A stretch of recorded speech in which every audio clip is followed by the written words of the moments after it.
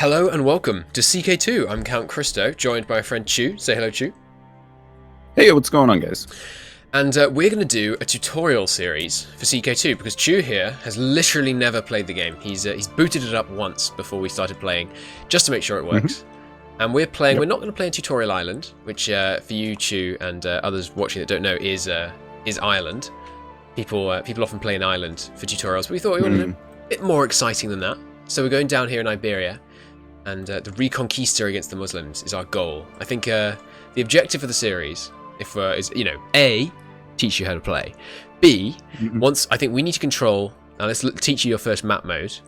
You should have started, I think, on the Realms map mode, which is just like the political map mode. If you look down in the normal place for map modes in Paradox titles, at the far right of the top row, there's one that's called De jure Empires. If you click that button. You should now be seeing Hispania. I think when we control all of Hispania, that's when we turn in on each other, fight to the death, and then start a new series. I think. Okay. I think that sounds like it would be fun. So we're gonna spend the first couple of episodes. There's gonna be lots of going through how the interface works, and then we'll really get stuck into murdering each other's wives and genociding against the Muslims to our south and all that good CK2 stuff. So, is there a way to reassign the map modes? By the way? Yes. Move them around? No, sorry. That is a relatively new EU4 invention, so there's no way to do it. Okay. The shortcut keys for the common ones are W is realm. Yeah. E is diplomatic, which we'll explain later. R is religion, and the other ones are pretty circumstantial. You will use them, but you can just click them because you don't use them that often. Yeah. Players in multiplayer is in the bottom right in case you want to check where I am.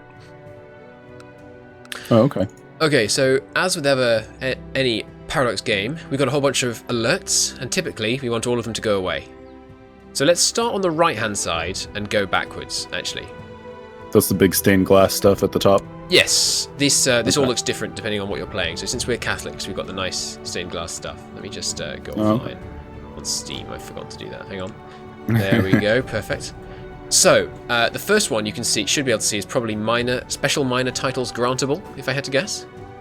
It looks like a little cup. 2 weak claims that can be pressed. Oh, that's true. I don't know, which side are we going on? Oh no, I see on the right, but titles. we'll have different ones. So let's start with the special minor titles.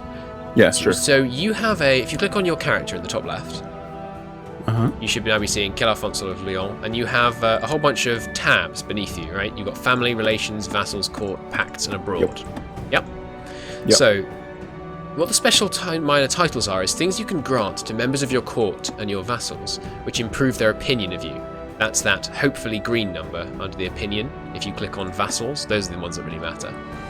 Can you see that? Let's see. Okay, yeah. 22 at 58. Yeah.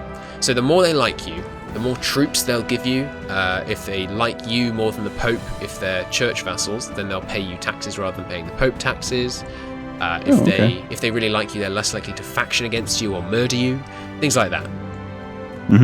So the murder one, I heard that one. That one's useful. So if I were to right-click on you right now and try and kill you, I'm going to struggle to kill you because your vassals quite like you. So you have to have like a weak realm to be susceptible to murder, or at least highly. Not weak, just disliking their ruler. And if you hover over, that's what I kind of mean. Ununified. Right. Exactly. Yes. So if you hover over one of their opinions, you can see all the different reasons they have that opinion for you. And one of the things you can do to improve that is grant them a minor title. And so if you click on the cup, the minor titles things, that'll take you to the minor titles page. And now there are various titles you can give. So you've got the Keeper of the Swans, the Designated Regent, the Cupbearer, Seneschal, things like that. If you hover over each of them, it'll tell you what it'll do. The only one you don't really want to give out most of the time is Court Jester, which makes someone dislike you. So the first and most important one is the Designated Regent. Let's say you become incapable, or if you were to be a child, or if you were to be really wounded, or let's say you're on a pilgrimage. This is the person that's going to rule in your stead. They get a certain amount of control. It's not very like Regency councils. What happens in this game is you can't do most things if the regent doesn't approve. So it's like a real Regency council. Kind of, yeah. So pick from amongst your powerful vassals, probably, or So there's all right, here's your first decision to be made. You could pick a powerful vassal. That'll make them like you more, but if they get elected, they might work to furthering their own interests, and we don't want them to become too powerful within your realm, right? Or you could pick a unlanded person. Sorry, you can tell if someone's landed, because you see the portrait, they have a ring around them, right? The ring is that kind of silvery colour. If they're a count level, that means they own... the highest title they own is worth kind of 1 province in the game. Okay. If they have a slightly more fancy one, that means they're a duke. If they have a brown one, that means they're a baron level, which is the sub-holdings. Now let's just quickly look at a vassal of yours. Okay, so if you click on Leon, the province. Yeah, 1 sec. Yep. Is there a way to just clear out all menus at once? Or just click off them. So if you click on the map, they vanish. Well, that doesn't help if I click another province. Okay, yeah. Yeah, if you click the C. Or escape also works, I think. Yeah, escape works. Okay. So if you find Leon, which has got your little icon on it, that's your capital. That's why your icon is there. And now you can see you've got your castle there. You own that. And you've got all these little places below. So you've got the city, a bishopric, and a castle beneath you. Can you see those? Yeah.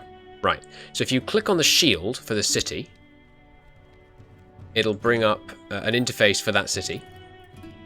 Yes. And now if you click on that little person in the bottom left of that interface, this is your little... Wait, maybe I went to the wrong place. I think I might have clicked the wrong. You click the shield. City of Villabrano, yes. Kingdom of Leon shield. Oh, no, wait. There's 2 shields. Sorry. Am I clicking the other shield? Yes, the shield on the left. The city on the right shows which kingdom they're in, what kind of realm they're in. Doesn't need to be a kingdom. Yeah, so if you click the one on the left, then you click on the person in the bottom left, Mayor Friulia, or however you say that, is all the stuff about him. And he's one of your vassals, right? And because he's in one of those lower slots, right, that makes him a baron tier mayor. He's a mayor because he's ruling a city. Bishops rule churches, and barons rule castles. Make sense? Okay, so do the little cloth stripies, those matter too? Is that like sub-tiers? Oh, they're basically just flavor. They do look different on different people. So if you look at a baron, oh no, that's you. Sorry. So you have slightly more fancy stripies than some other people. Yeah, I think. No, I was just curious if it was like a sub-tier or something like that. Nope, doesn't matter at all. Just the edge is enough. So what's the color ranking then? It's gold, obviously, because I'm at the top. Gold is king. Purple is empire. What is duke? Let me find a duke. Here we go. So there's a duke to our south. If you zoom out a little bit, can you see Dununununudid? I'm sure I'm butchering it. If you right-click on that, same as ever, right-click takes you to the diplomacy.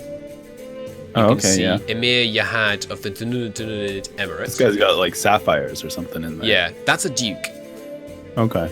And the easier way to tell is if you right-click on me over here in Castile, you can see that above my picture, which is my lovely flag with the castle on it, there's a crown, right? That is a king crown.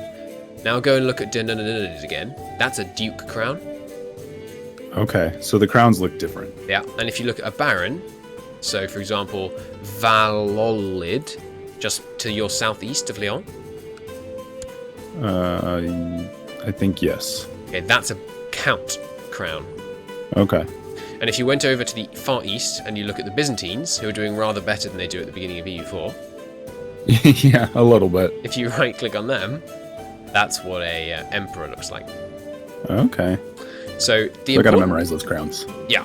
The important thing about those tiers is that you can have vassals, as in other people who are below you in your realm, only of those who are of lower tier than you. So a king can never have a king as a vassal. Make sense? Okay. Yeah. So let's assign some of these minor titles. So give your regent to someone. Give your regent to someone, and do it. You click in the no character. I'm gonna walk you through my logic. Okay. So I see this little blood drop, which means that it's I guess someone of my blood. It says sister. I'm assuming that Amasa of Zamora. Yeah. Yeah. Something to know about her. She's evil, and you should want her dead. Oh, okay. As soon as possible. Oh, okay. So the way that you can tell that she's a threat. Okay, so find her character, and the easy way to do that would be to go to you, relations, and then you should find family, and you'll see her under siblings. You'll also notice that I'm there. We're brothers. Oh. But you can see look at you. Yeah, you can also see that you have 2 sisters. Uh-huh. So let's check out the older one. She's 33. Got a little title there in Zamora. But more importantly, can you see the claims tab? Claims, yes, I see a few. She has a claim on shields. Castile, Galicia, and Leon. Weak claims. Okay. Right? So she has this right. It's like a claim in EU4. She's able to say, that's mine. Which means if you were in a bad position, she can say, well, all right, I'm going to war with you, and I want that kingdom. Okay. So she's a threat, and she'll faction against you, which is something we will look into in a moment. Okay. So probably don't give her your Regency title, because she would almost certainly murder you. Yes. All right. I'm glad that I went through my reasoning with you, because that would have been terrible. I just saw the negative 20 title claimant on there, and I was like, well, if I give her a title, she'll be super happy. Yeah, but she wants the top title. So yeah, if you just give them out to whoever you like. That's preferably people who are the most powerful, and it does sort this in terms of who's the most powerful, starting with the highest rank at the top. All of those those categories at the top. So you've got opinion, rank, name, dynasty, culture, realm, age, all the stats, religion, and then ambition.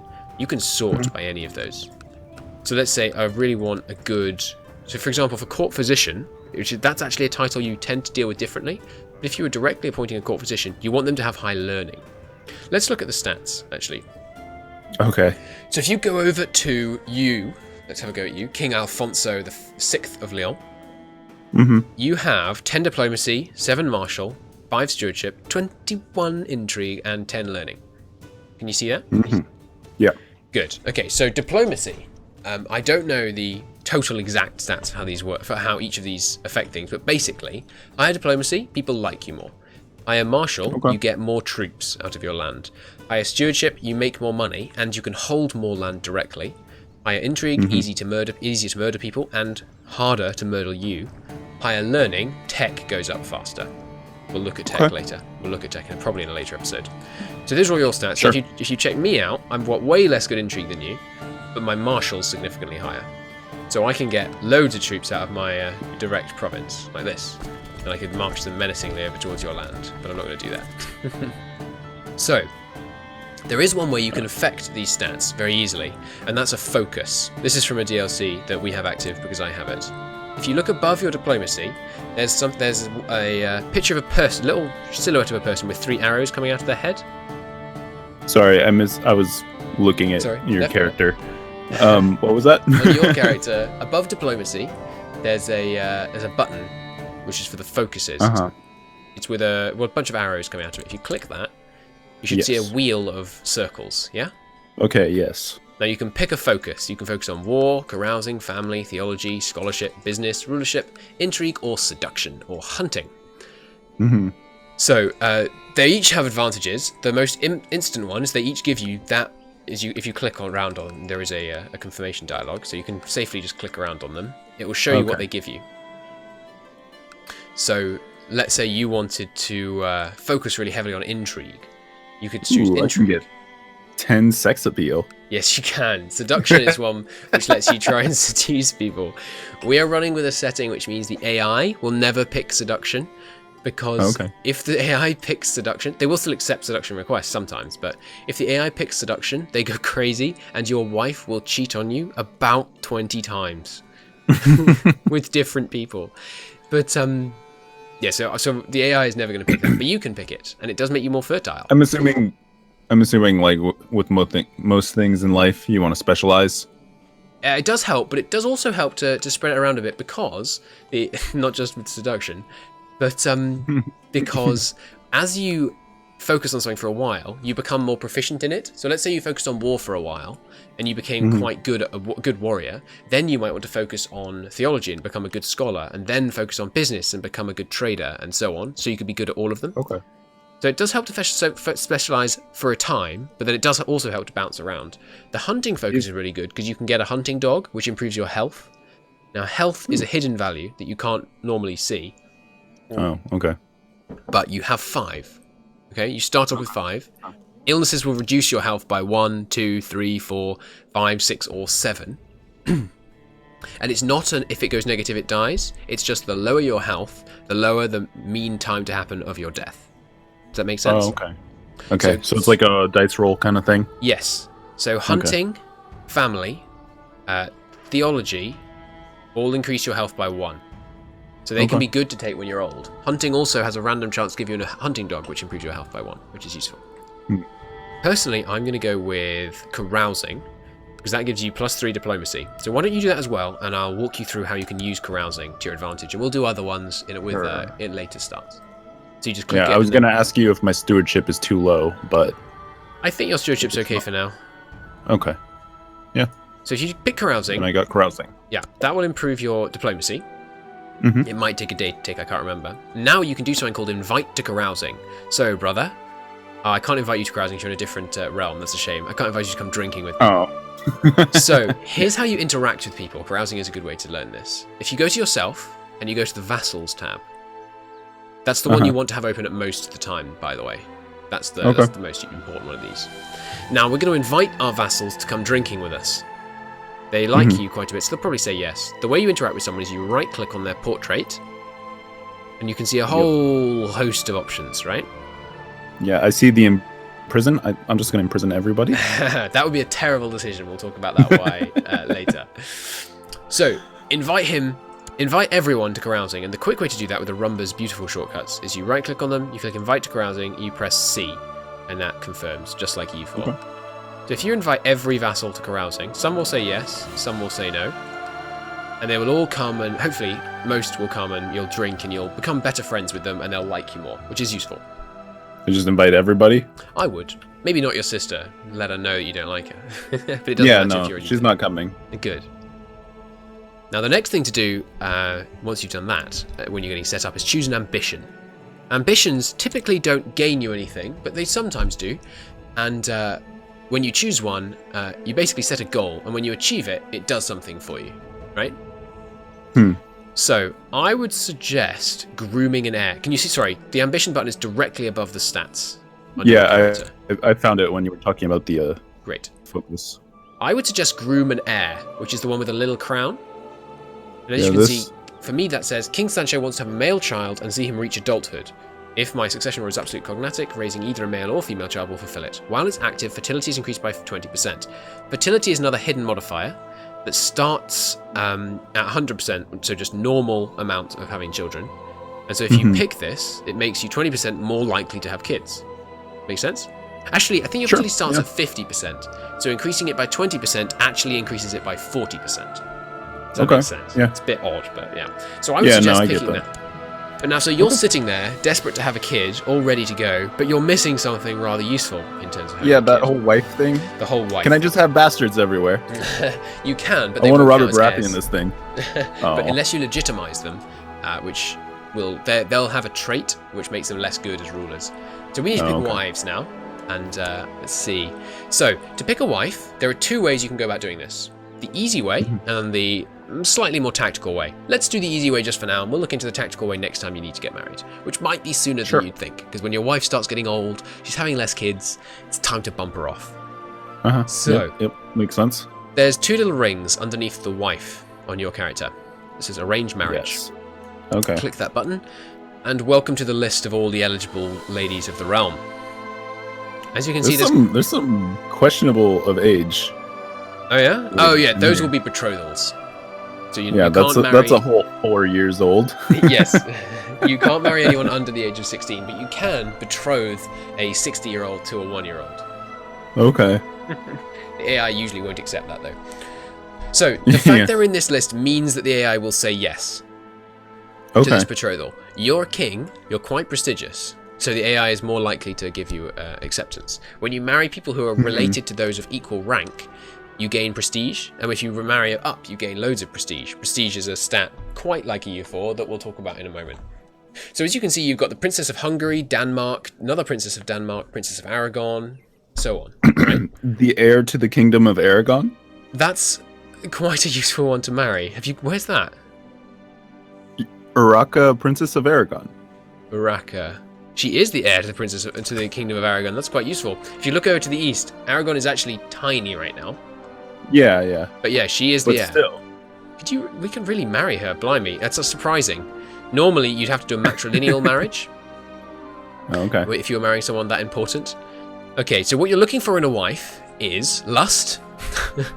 I'm not kidding. Lust is useful. If you type into that search bar at the top, lust, you see there are now 4. At least I have 4. Yours might be slightly different. Oh, okay. It's a trait. It's a trait. I was that looking one for with it flames. No, it's one of those things with flames. It gives them more intrigue, more fertility. The Christian church doesn't approve. Boo. And you're slightly less pious. Lust is good.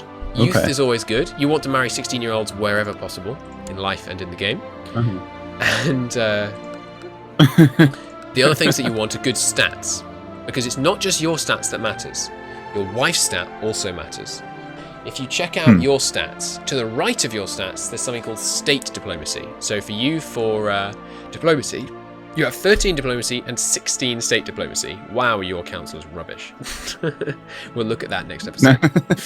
So your wife adds half of her diplomacy to your state diplomacy. Your personal diplomacy affects those who are in your court.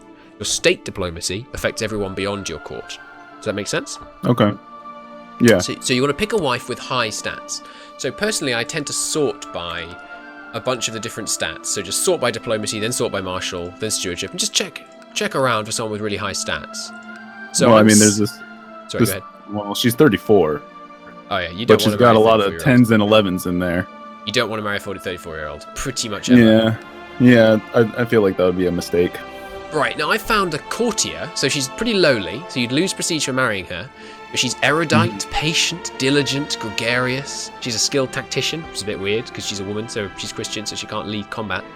But she's got 13 diplomacy, 14 martial, 8 stewardship. In order of most important with the stats, usually it's diplomacy, martial, intrigue, stewardship, learning. But you need to have at least a certain amount of stewardship to keep the thing ticking over. Yeah, I only have one choice that's below 32, so I feel like I'm kind of forced. That can't possibly be right.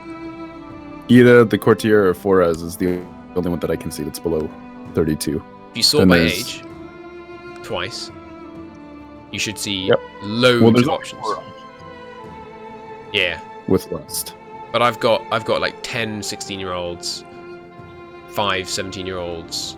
Is there like a filter that I've hit that I don't realize? Oh, there's a scroll bar on this, on the right-hand side that you might have missed. Nope, that doesn't matter because there's only 4. Sorry, you still got lust typed into the search bar. Okay. Delete that. You're searching the whole world for only lusty gals. Okay. Yeah. So if you delete that, I thought that was a prerequisite. Just pick the that helps, but it's not necessary. Okay. Another good trait to look out for is Grey Eminence. If you sort by martial, you should see Navarre, courtier, and Dax. She's a Grey Eminence, brave, slothful, shy, wrathful lass. But Grey Eminence is good because it gives plus 10% fertility. Okay. Yeah. So pick a wife, and then we'll call this episode good, and we'll return to our learning tomorrow. Sure. And tell you who you're getting going so I don't nick her. Something you can do is sort by age and then just scroll through from 16 up. Try not to go as far as possible. Yeah. I think... I don't really know these... Sure. These things, but this Voilant, courtier of Pombino, seems good to me. She is pretty high darn stats good. overall. Yeah. Okay, you snap her up, and so to do that, right-click. Oh, okay, right-click. And now you can see you're communicating with the Lord Mayor Gentile of that place, who will result in a non-aggression pact with him because you're married, and you're going to lose 300 prestige, which isn't great, but it's okay. Yeah, that seems like a lot, but I don't know. It's an EU4 thing to me. Yeah. If you hover over yes, you'll see why he's saying yes. He's going to gain 300 prestige because of this marriage. That's how it works. Oh, I was hovering over send. Yeah, if you hover over yes, it shows you all those pluses. Yeah. Okay, so you marry her. Okay. I'm going to marry the Princess of Hungary, I think. and see if I can inherit Hungary, which should be quite entertaining. And okay, and we'll call it good there. Next time we'll decide whether or not we're going to get some money from their family, or what we're going to do. But until then, thank you very much for watching, and we'll see you next time. I hope we helped people working out in CK2, and we're going to go through everything, so it's going to take a while, but I think it will it'll help you if you want to get going in CK2. But anyway, until next time, thanks very much for watching, and I'll see you later. Later.